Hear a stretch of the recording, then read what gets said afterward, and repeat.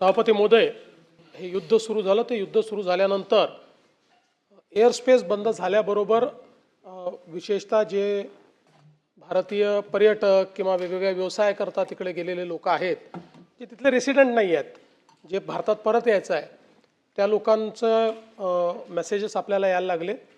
आपण तात्काळ केंद्र सरकारच्या जी परराष्ट्र मंत्रालय आहे त्याच्याशी संपर्क केला.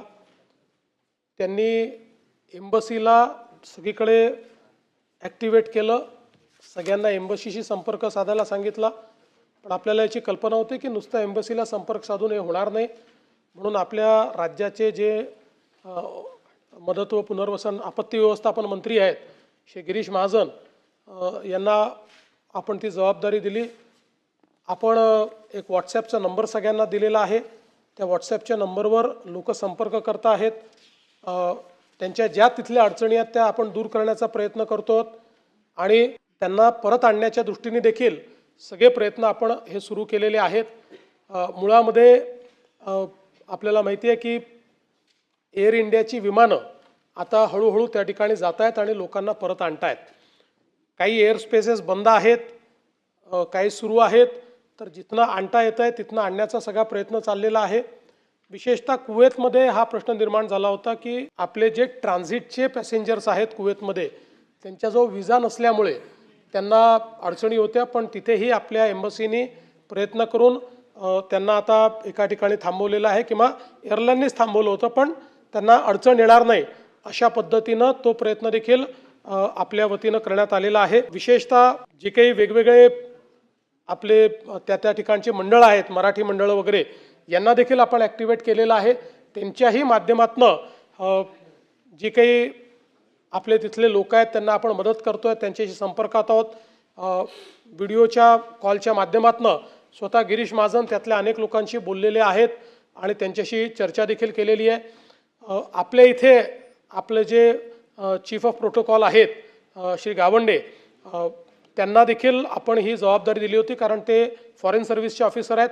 त्यांनी त्या ठिकाणी विशेषतः आपल्या एम्बसीची बैठक घेऊन आणि ज्या काही SOPs आहेत त्या SOPs तिथले जे आपले नागरिक आहेत त्यांना त्या दिलेल्या आहेत. त्या आपल्या माझ्या ट्विटरवरनं माझ्या Xवरनं मी त्या पोस्ट केलेल्या आहेत, त्या आपण पाहू शकता. दोनदा आपण सगळ्या पद्धतीनं काय काय लोकांनी करायचं आहे किंवा काय करू नये या गोष्टी देखील त्यांच्यापर्यंत पोचवलेल्या आहेत.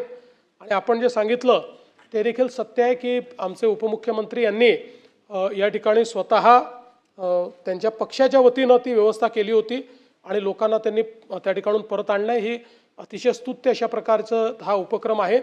राज्य सरकारने केंद्र सरकारशी चर्चा करून ही भूमिका मांडली होती की राज्य सरकार जे काही महाराष्ट्रातले लोक तिथे आहेत त्यांना आणण्याकरता व्यवस्था करू इच्छिते, परंतु केंद्र सरकारने त्या संदर्भात हे सांगितलं आहे की सगळी राज्य अशी प्रयत्न करतील तर त्या ठिकाणी किऑस तयार होईल.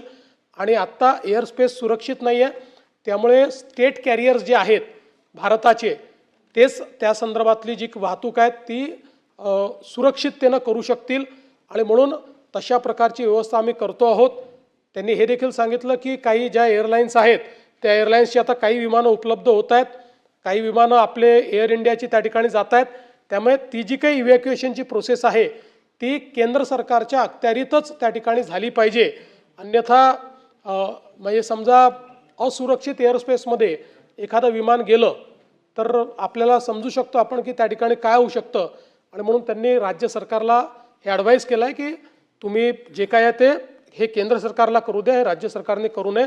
म्हणून आपण त्याच्यामध्ये पुढे जात नाही. तर राज्य सरकारची त्या संदर्भातली सगळी तयारी आहे, पण केंद्र सरकारने आता त्याची सुरुवात केलेली आहे. आणि मला अपेक्षा आहे की पुढच्या 2-3 दिवसामध्ये हे सगळं इज आऊट होईल आणि जे काही आपली मंडळी आहेत ती येऊ शकतील. तोपर्यंत त्यांच्या ज्या काही व्यवस्था लागतील आपल्याला, म्हणजे जसं मगाशी तांबेसाहेब म्हणाले तसं आम्हालाही लोकांचे मेसेजेस येतात, मंत्र्यांनाही येतात, आमदारांना येतात, ते माझ्याकडे फॉरवर्ड करतात. लगेच आपण MEAलाही कळवतो आणि आपल्या हेल्पलाईनच्या माध्यमातूनही त्यांना जी मदत पाहिजे ती मदत करण्याचा प्रयत्न करतो.